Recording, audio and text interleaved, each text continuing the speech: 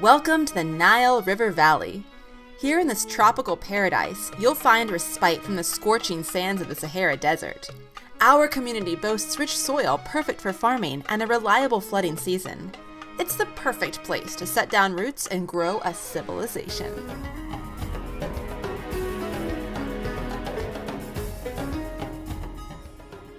The Nile River was the lifeblood of ancient Egypt. It begins in rivers that flow into Lake Victoria, and after about 4,100 miles, it empties into the Mediterranean Sea. Each year, the Nile River overflowed its banks, flooding the land. As it receded, it deposited fertile silt. The nutrient-rich soil was the perfect place to grow crops like barley, wheat, papyrus, flax, fruit, and vegetables in ancient Egypt.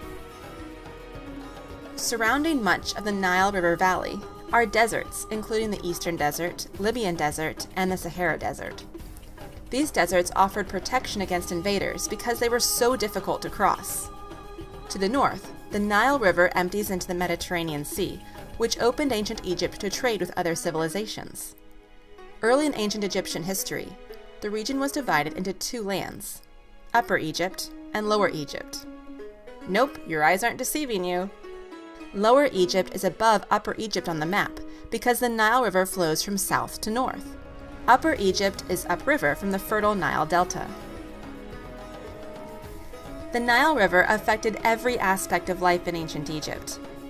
Towns and cities were established along the river to take advantage of the nutrient-rich soil and access to irrigation canals. Additionally, ancient Egyptians caught fish from the waters of the Nile.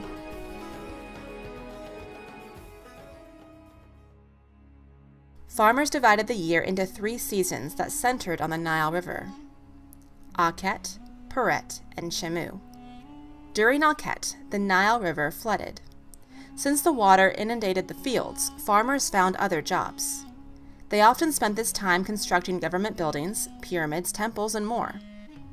Peret was the growing season. The Nile waters receded, leaving behind fertile silt.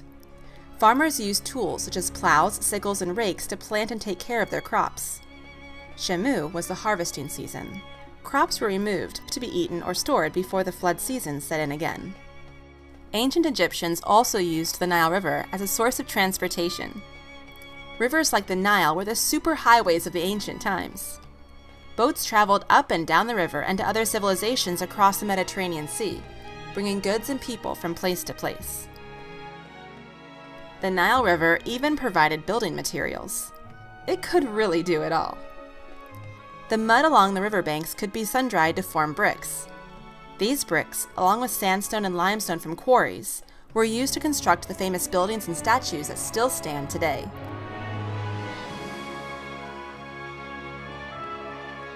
If that wasn't enough, the Nile River even impacted the religious lives of the ancient Egyptians. It was associated with the river god Hapi.